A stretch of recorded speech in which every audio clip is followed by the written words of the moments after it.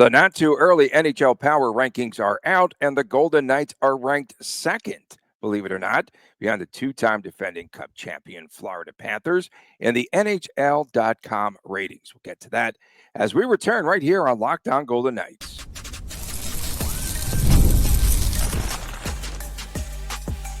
You're Locked On Golden Knights, your daily podcast on the Vegas Golden Knights, part of the Locked On Podcast Network. Your team every day. Hi again, everyone. Tony Cardasco and Chris Golick from Las Vegas. Thanks for making us your first listen every day. I'm a longtime sports reporter, sportscaster, and such, a marketing consultant, and the host of the Believe in Vegas podcast. Chris is the owner of Silver State Cards and Sports and the collectibles editor for the Hockey News. Now, coming up ahead on today's show, later on, we'll talk about Bruce Cassidy saying that change is good for Mitch Marner on a podcast. And is Jonathan Marchessault on the move once and for all, not happy in Nashville? We are brought to you today by Gametime. Download the Gametime app today. Use that promo code LOCKEDONNHL. You'll receive $20 off of your first purchase. So the Florida Panthers, Chris, are the overwhelming top choice, overwhelming favorite as number one in the NHL.com's Super 16 power rankings. I think it's too soon, too early. And Chris, look who the second team is in those power rankings. It is VGK. Even in the offseason, would you be ranking the Golden Knights this high? I mean, listen, Florida deserves to be number one. There's no question there. The concern about Florida is the mileage, obviously, 2 Stanley Cup runs, 3 trips to the final.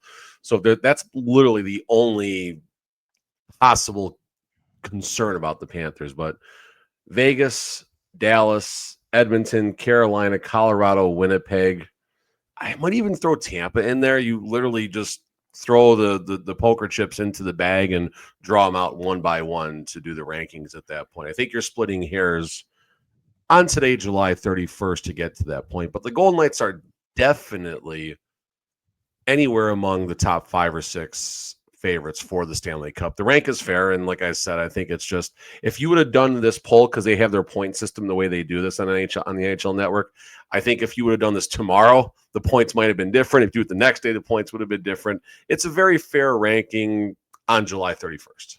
Yeah, for sure. Did you see, you're talking about the Florida Panthers, the Brad Marchand Cup celebration. He's got a photo with himself, Nathan McKinnon, and Sidney Crosby. I saw that just nice. All Cup winners. So they showed up at his Cup celebration, and Tom Galletti had VGK ranked 5th. So again, a little bit too soon. Just like I can't do this. Like if we were to do a show, give VGK a grade for free agency. It's not complete yet. I would have to give them an incompletion. I don't think that everybody, you would give everybody an incompletion, not just Vegas, but yes. Right. Of course. But I mean, if we focused in on the Golden Knights right now, maybe B+. But again, if they can complete some pieces here, like we expect them to, then we might give them a higher ranking. Yeah, I mean, listen, Mitch Marner, we're still in the honeymoon phase right now. We're excited. We have not experienced what Toronto has experienced. And the Marner perspective could change, but yeah, I mean, listen, the Golden Knights went out and got the crown jewel of free agency on paper, at least as far as regular season help is concerned. So yeah, I mean, if we're going to do a free agency grade, I think it would probably be an A+ because they got the best player. Right, for sure. Execution winds up being, I said B+. Yeah. I mean, listen, if it winds up that the Golden Knights don't have enough depth as a result and they could have allocated that $12 million elsewhere, then okay, fine, we'll eat that punch later on down the road. But the power rank does make sense at second. Again, betting favorites, Florida plus 700 according to FanDuel. Florida Panthers plus 700, Carolina 750, VGK 850 at third, Edmonton 850, Dallas 900, Colorado 950. And I feel like we need, I don't know why, maybe we bury a third segment somewhere randomly, but why is Carolina getting so much respect in the betting? I don't understand that at all. And they're high up on the power rank as well. They were number 5 overall on the power ranks. I don't understand this. Someone talk me off the ledge why Carolina is good.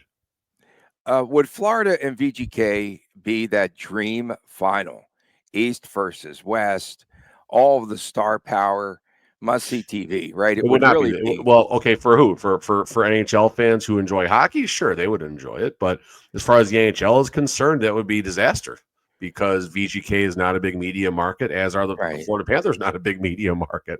Right, but Vegas sells. Vegas does sell. Vegas does equal to ratings. I mean, the ratings Sure, for but TV were not pretty good when they won the cup.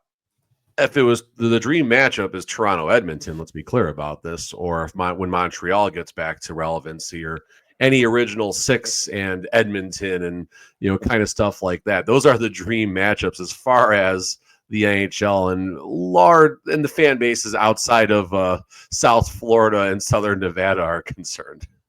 So, and looking at these rankings behind VGK, you have Dallas. Dallas, an unknown quantity to me because maybe the change behind the bench does them well. A lot of the same players. They They might need re-signed it. Jamie Benn, Matthew Duchene. Fourth is Edmonton. Carolina, as you mentioned, fifth. And then Colorado, Winnipeg, Tampa 8, Toronto 9, and the Caps are 10th. And some of those teams are under the radar teams. Winnipeg still will be solid. Colorado, of course, will be Colorado. You like Tampa maybe a little bit higher. Again, this is all good conversation here in late July. Caps dropping all the way to 10 after being among the Cup favorites as the season progressed is kind of surprising, but they were also relatively quiet in free agency. Possibly that could change. I know a couple different articles I read for the third segment could possibly help their offseason a little bit. We'll see. As far as other teams down there, Colorado, you got McKinnon, you got McCarr. That team's going to be valid, obviously. Winnipeg, can Hellebuck win a big game? Yes, he won one finally in the last barely. I mean, down to the waning seconds, but he got a big win in a Game 7 playoff game. Tampa's always going to be there. Toronto, I mean, listen, it's a new era in Toronto with depth pieces and such and some new upcoming players, so we'll see how that shakes out. Edmonton is a team that I think is due for regression. So the Florida Panthers they have the star power, right? You got Matty Tkachuk, you got Sam Reinhart, you got Bennett, you got so many great players, Barkov, you got so many great players on that team who lead, but you also have the depth pieces. Nate Schmidt on your third defensive line. He's on the move, but I think Nosek is staying there, and a lot of other players as far as that are depth contributors. In Edmonton, it's McDavid and Draisaitl. And yes, there's some depth, but at the end of the day, it's McDavid and Draisaitl, and there's very few times that team performs well in the playoffs if McDavid and Draisaitl are not putting up points right now. So you look at the mileage on the Oilers. I mean, they've lost to the Stanley Cup champion how many of the last seasons, and then as deep as they've been going here, they are due for regression. Not as much as the Florida Panthers, I don't think. Okay, so ranked number 2, the Golden Knights. The question here, the expectations have gone wild with Marner. And, of course, we're partially and the budget probably. And the budget. They budgeted into the Stanley Cup round now here in Vegas. But they probably budgeted the Game 6. Like if it goes Game 4, they might fire something. 7. I did say 7. But in any event, do you think that this is too high for the Golden Knights, and the fan base has gone wild? A lot of Marner jerseys are sold here now for VGK. I mean, is it too high? Maybe a smidgen. I mean, listen, Aiden Hill has been trending the right direction for the last 3 years. At some point, I need to pull back the reins and just be excited for what Aiden Hill has been doing. But I have concerns. And again, 50 starts last season, excellent job as far as his health was concerned. And, we set a good, reasonable goal for him, I think, in our episode. It would be nice if earlier in the week where I think I penned Aiden Hill for 51 starts and a goal. I said 55. Yeah, no, and I said a save percentage of 910. So, but point being is though he's going in the right direction there. Questions about the defense, obviously. This is the make or break situation, right? If the goal, you can win games 6-4 all the time in the regular season, right? If that's the method to victory, if every over under for the Golden Knights is 7.5, it's going to be a tough postseason. Coming up next, Bruce Cassidy appeared on the Energy Line podcast, Good and show. we'll tell you what he talked about. Mitch Marner, of course, he also talked about Jack Eichel and being named the Team Canada to the coaching staff for the Olympic Games. Next on Locked On Golden Knights. We have all been there, logging on early, waiting forever for concert tickets for the stinking Backstreet Boys. Of course, that's a huge show here. Only to lose your spot for the show that you've been dying to see. Live music should be all about making memories, right? And not dealing with the stress of ticket shopping. That's where Gametime comes in. Gametime is such a good spot to be. As I told you, for the VGK Toronto game here, I did break down, found great value, got my seats where I wanted to sit, downstairs, right there in the corner. Golick, I'll be waving to you up top. Just kidding. Of course, if you're tired of endless scrolling, trying to find the best seats and the best deals, Gametime's zone deals pick the best seats for you in the section that you want. That's exactly what happened with me. And have you wondered what your view will actually look like before you buy? Well, the app now shows you the panoramic seat view, and there are no surprises. And of course, we like the all-in pricing as well. Take the guesswork out of buying concert and show tickets today with Gametime. Download the Gametime app, create an account, use that promo code LOCKEDONNHL, and of course, you will get $20 off your first purchase. Download the Gametime app today. Use that promo code LOCKEDONNHL, and you'll receive $20 off of your first purchase. Terms apply.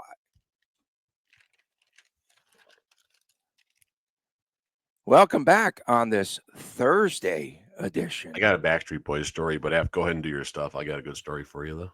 But go ahead. Of Locked On Golden Knights, we appreciate you tuning in. Tomorrow's WTF Day, What the Friday. Go ahead. That's so condos. We're going back to our work days here. His wife is a Backstreet Boys fan. So Condos, being the good husband that he is, he's going to take his wife to go see Backstreet Boys. He had gotten tickets sent to him through another staff member who had extra tickets for whatever reason. So it worked out just fine. Condos gets to T-Mobile Arena, opens up whatever. It wasn't game time, but he opens up his app to see his tickets and goes to scan. You only have one ticket. What do you mean I only have one ticket? There's only one ticket here. So he couldn't get a hold of the person. They only sent him one instead of two tickets. So he's stuck there in front of T-Mobile Arena with his wife, waiting to go see Backstreet Boys, and his only choice was to dust off like $400 at the last second to take her in to go see. So good job, Condos. Right, you would have found them if it were game time. I'm sure that. Yes, he would have found them for less. Yeah, good and time. Something else that's coming to this sphere, the World Cup draw. I was going to say Metallica. Really cool. I was going to say Metallica. Metallica's coming there, so you can get all those tickets right there on the Gametime app. Good time. Work some angles on that one. So Bruce Cassidy was on the Energy Line podcast yesterday. If he put a little thought into it, he could have been eating a burrito for the Energy Line here in Vegas, right? It's with Julie Stewart-Binks and Nate Thompson. And Cassidy called Mitch Marner a big game player based on what he saw in person there at the Four Nations. And he called Marner a really good fit here in Vegas. Said Marner is highly motivated, wants to win.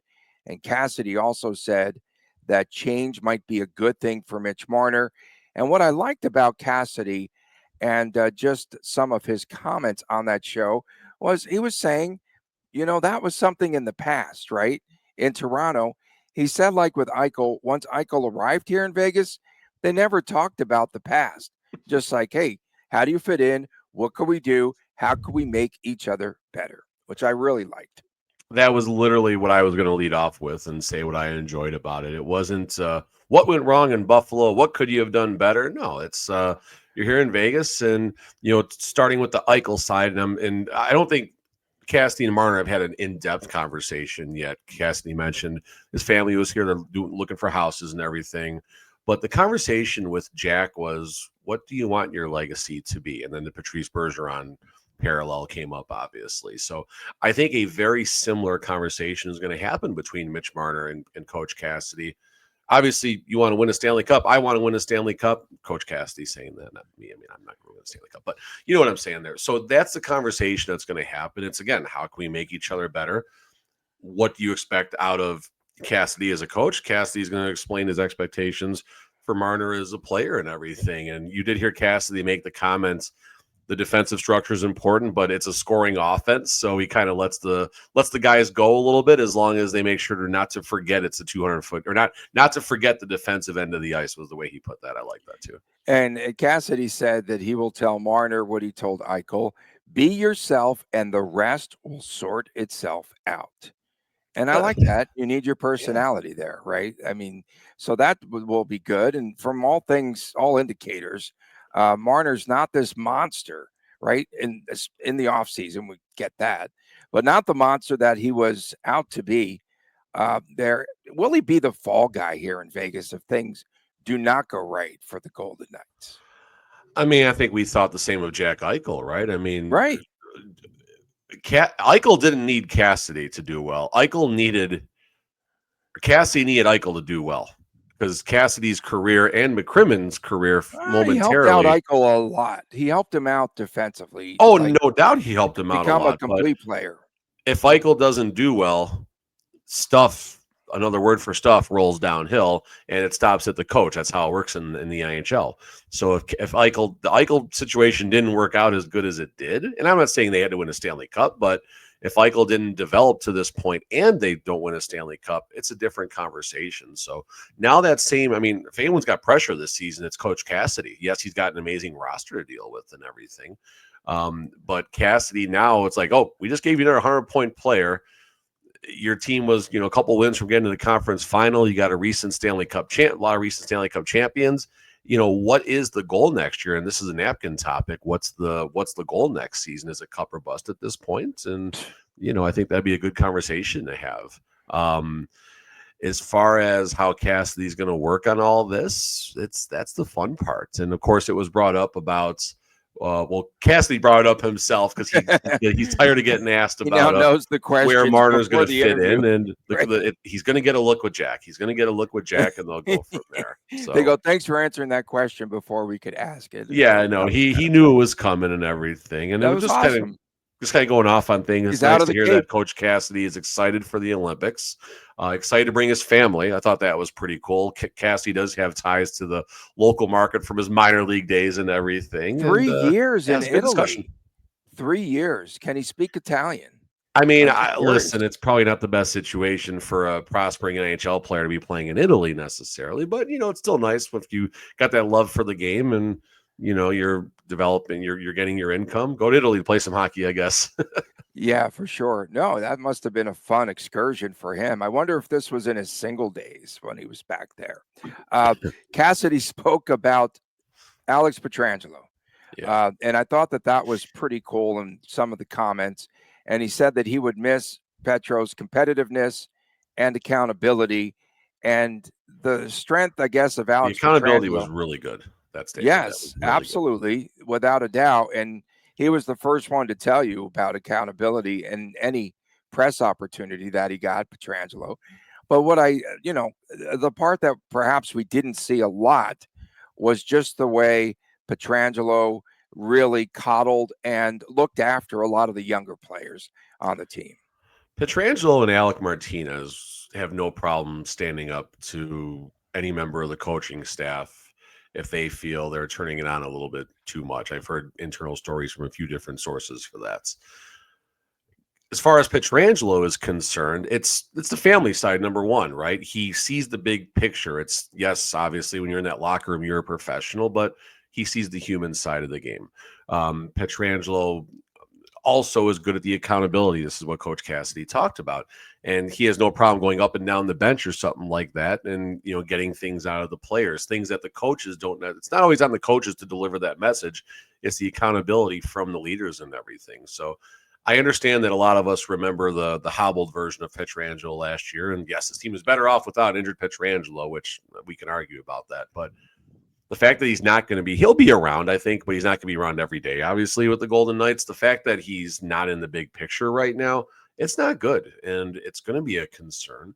And it's the locker room influence. It's the on ice, again, the healthy version of him. And I can go on for an entire segment about why this is not a good thing that Pietrangelo's gone. And there's concerns about the defense right now. There's concerns. Yeah, and another thing that stood out, Cassidy talking about Jack Eichel becoming more of a vocal leader in the locker room. Coming up next, I see that from Marner too. A former vocal leader. Now trade rumors are heating up for Jonathan Marchessault. Nice segue. We'll get back to that when we return right here on this edition of Locked On Golden Knights. Welcome back on Locked On Golden Knights, the Thursday edition. Tony Cardasco, Chris Golick reporting from Las Vegas. We appreciate you making us your first listen. Please subscribe to our Locked On Golden Knights YouTube channel. Coming up tomorrow, leave all your comments, good or bad, about VGK from the past week for WTF. What the Friday. So Nick Kypreos, NHL insider, now reporting that Jonathan Marchessault could still be moved. Remember the reports of Marchessault saying that he wants out of Nashville. Well, more rumors coming up as they surfaced this past week. Kypreos saying 3 teams have a need for a top 6 winger. Ottawa, Toronto, that would be savage play right there if he goes to Toronto, or Edmonton, even Edmonton. Maple Leafs and Oilers would be exceptional and add a lot more fuel to the meetings between the two teams. I know one thing about Jonathan Marchessault when we went through everything here, and he was, again, just upset with the team and whatever. But through my sources, I was told he didn't want to go anywhere cold. He's from Canada. But, once you get that Vegas heat in your system, why would you want to go anywhere else as far as the climate, as far as the weather is concerned? So that's the first thing that surfaced in my mind. Ottawa, you've got Toronto and Edmonton. Man, those aren't like Bruce Cassidy, Sunshine State climates. No, absolutely not. My kids don't know what it's like to shovel snow. I kind of want to keep it like that. I think keep it that way. Yeah, that's that was like awful. The first day of the snowstorm in the Midwest or up north is always kind of fun, right? It's usually lower to mid 30s. It's not too cold and it's fun. But then it's the days after the snowstorm when the snow gets all hard, the black ice underneath, the ice underneath, and that sucks. So we're done with that nonsense. Let's forget about all that drama. Marchessault, so you can add a 4th team to that list too. I read something else a couple days ago about even the Capitals possibly kicking tires too right there. And of course, you got some former teammate ties there in Logan Thompson. So it's kind of weird. You wonder, first of all, I wonder how the Predators view Jonathan Marchessault in the locker room. He's very passionate. There were rumblings about him and Coach Cassidy not seeing eye to eye, mutual respect, but if there's one player you can count on that probably had the most heated moments with Coach Cassidy, it's definitely Jonathan Marchessault. As the article points, fierce competitor, chance to join a legitimate contender. But I would be shocked if Barry Trotz pulls the plug on this so early, unless there's major concerns in the locker room. And if that's the case, now you're waving the white flag and you're either getting nothing in return or you're going to eat some of that salary. Is that good for the Preds long term? I don't know if that's the right idea or not. And you got to think Trotz probably wants to see this thing through one more time. This is his plan to bring in these 3 superstars and to see if that can get the Predators, to relevancy and a playoff team and make a run for the Stanley Cup. That's what everyone thought was going to possibly happen when the band came together. So yeah, but all those 3 teams, Edmonton, put him on Edmonton. Let's see Marchessault with the Oilers. I think that would be so much fun. He would be Marchessault kind of is the villain, depending on which VGK fan you talk to right now. I think that's garbage, but the reality is Marchessault is certainly a little bit of the villain. And now if you put him on Edmonton, he gets booed. He gets booed when he comes back. Now, and you definitely don't get a standing ovation from Foley and McPhee and McCrimmon. Oh, that was weak. Why'd you have to bring that up? There was no standing go. That was no awful. standing go. No standing go. Nashville, let's face it, was not the right fit. Yes, they signed name players, but we heard all those rumblings about Marchessault and Andrew Brunette not seeing eye to eye. And then they were moving him all How is around. Andrew Brunette still employed? I don't know. I don't get that. Drinking buddies, I'm sure somewhere. But again, they moved Marchessault around. Low blow. You might not know his background. Low blow. He was sorry. Yeah, it happens. No, it's just the fact that he couldn't fit in, and they kept moving him around. So, I mean, that's not very good. No consistency, and Marchessault doesn't care.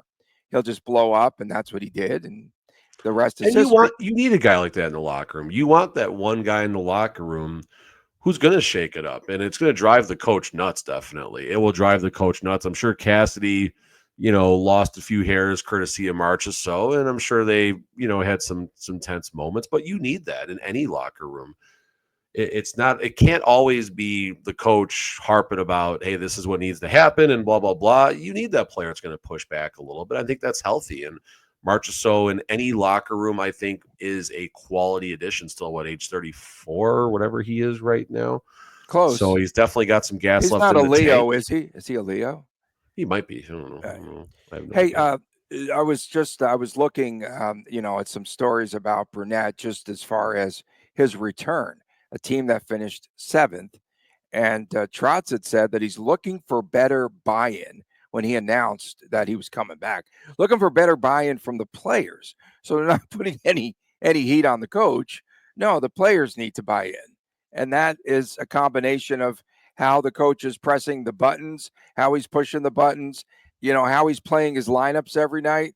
I don't get it. I really don't. So a lot left in the tank, though, for Marchessault, right? 21 goals. And then again, moving up and down the lineup, not feeling comfortable, what have you. I don't know the other issues, but I'm sure there were a lot of off the ice issues as well. But here's a guy that still has a lot more goals in the tank. He has to. I'm shocked that, not to keep going back here, but I'm shocked that Brunette came back. This is the same coach that iced the wrong starting lineup and got a delay game penalty as a result of doing it for not starting. It was against the Seattle Kraken, I believe. The assistant coach pointed that out. So good on her to find that at that moment. But I look at Barry Trotz as a video game GM, right? He. You can log on to NHL 25 or NHL 26 coming out in a month and a half or something like that now. You can log on and, you can take any team basically in the offseason and make a few trades and future draft picks and everything, kind of VGK style, and find a way to make that team good and, maybe make a playoff run on the video games. And Barry Trotz, coming in 3 major pieces right away, not looking to build anything through draft, just boom, 3 big free agents, and here we go. Welcome to Nashville. We're going to win a cup now. So that's why I don't necessarily, I'm not going to completely buy in that Marchessault is on the move. Plus, he's got the full no move. So, right. Speaking of buy-in, Marchessault is going to have to buy into that. He's got a full no trade clause, right? Yeah, no, I do think Trotz is going to try to keep the band together for one more year and hope it was a fluke and hope Brunette figures things out on his side and gets the buy-in from the players. So yeah, Nick Hague is there. Maybe they can just bond again and maybe go see Backstreet Boys at the Sphere maybe later in the summer. Metallica, well, that'll get we them have going. To see how maybe Coldplay will play at the Sphere.